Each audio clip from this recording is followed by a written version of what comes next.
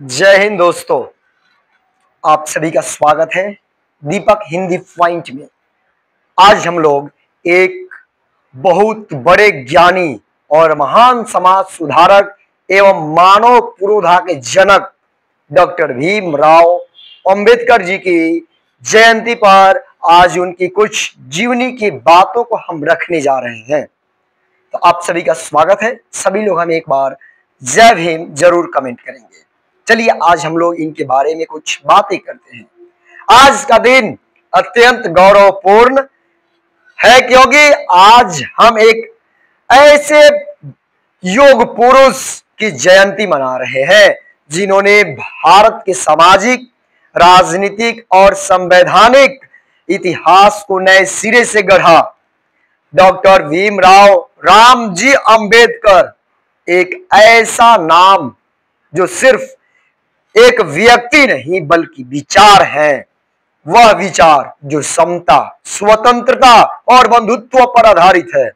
वह चेतना जो अन्याय, भेदभाव और अस्पृश्यता के खिलाफ ज्वाला बनकर प्रज्वलित हुई।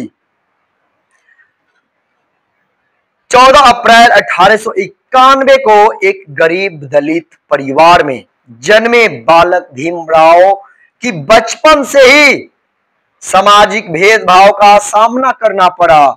स्कूल में जाने पर पानी पीने से रोका गया, जमीन पर बैठाया गया और अछूत कहकर अपमानित किया गया, लेकिन उन्होंने कभी हार नहीं मानी। उन्होंने शिक्षा को अपना अस्त्र बनाया और कहा, शिक्षित बनो, संगठित बनो, संघर्ष करो। Doctor VR. अंबेडकर का शिक्षा के प्रति समर्पण अद्भुत था। उन्होंने कोलंबिया विश्वविद्यालय से अर्थशास्त्र में डॉक्टरेट की उपाधि प्राप्त की। फिर लंदन स्कूल ऑफ इकोनॉमिक्स से कानून और अर्थशास्त्र में उच्च शिक्षा प्राप्त की।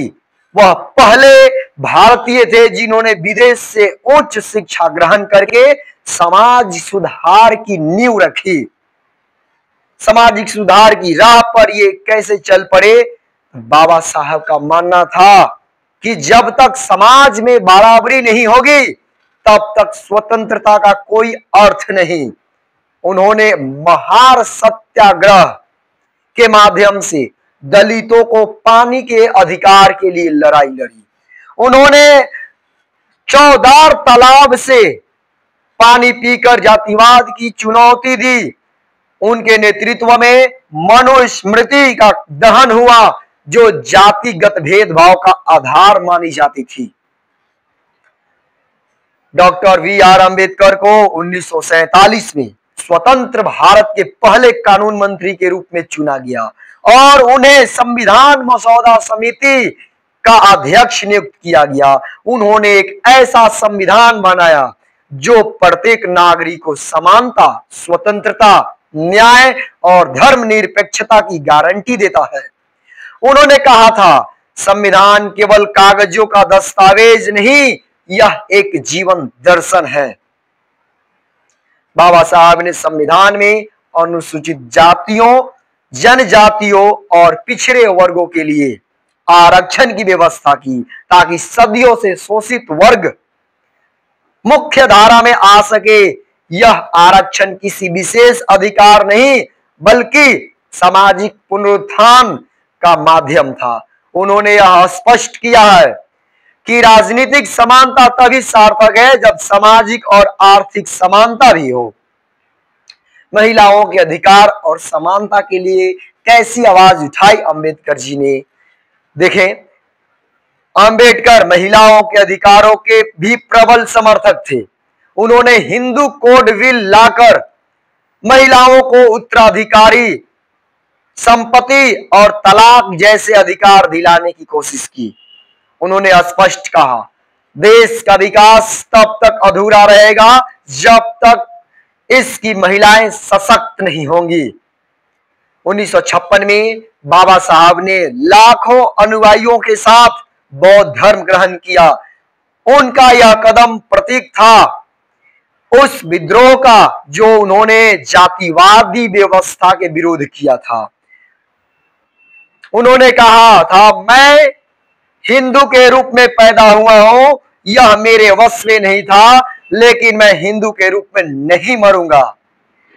आज जब तक डिजिटल युग में प्रवेश कर चुके हैं हम सभी, तब भी जातिवाद, भेदभाव और सामाजिक असमानता हमारे समाज में व्याप्त है। बाबा साहब का सपना तभी पूरा होगा जब हर गांव, हर मोहल्ला, हर शहर समता और भाईचारे का प्रतीक बनेगा। बाबा साहब ने शिक्षा को सामाजिक परिवर्तन का सबसे बड़ा माध्यम माना। उन्होंने कहा, ज्ञान ही शक्ति है। आज भी यदि हम अपने बच्चों को शिक्षित करते हैं तो हम बाबा साहब की राह पर चल रहे हैं। युवा वर्ग के लिए क्या संदेश है आज के लिए, सुनेंगे ध्यान से। आज के युवाओं को बाबा साहब से सीखना चाहिए। उनका अनुशासन, उनकी लगन, उनका आत्मविश्वास और उनकी दूरदर्शिता से युवाओं को सिर्फ अधिकार नहीं बल्कि कर्तव्यों का भी पालन करना चाहिए। उन्हें जाति धर्म के झगड़ों से ऊपर उठकर राष्ट्र निर्माण में अपनी भूमिका निभानी चाहिए। बाबा साहब और उनका आत्मसम्मान करना कितना जरूरी है। डॉक्टर अंबेडकर ने हमेशा आत्मसम्मान को सर्वोपरि रखा। उन्होंने कहा, हम सबसे पहले और अंततः इंसान हैं। कोई भी धर्म जो इंसान को अपमानित करता है वह धर्म नहीं हो सकता। उन्होंने सभी को प्रेरित करते हुए कहा कि खुद पर विश्वास रखो, किसी के सामने झुको मत और अपने आत्मसम्मान को कभी मत गिरने दो।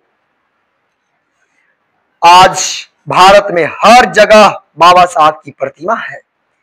हर विश्वविद्यालय में उनके विचारों पर शोध होता है। हर आंदोलन में उनके विचारों की गूंज सुनाई देती है। लेकिन सिर्फ प्रतिमा लगाना ही पर्याप्त नहीं, हमें उनके विचारों को अपनाना होगा, उनके दिखाए रास्ते पर चलना होगा। और इसी के साथ आज का ये वीडियो हम क्लोज करते हैं। मिलते हैं फिर नेक्स्ट वीडियो में, तब तक के लिए जय हिंद।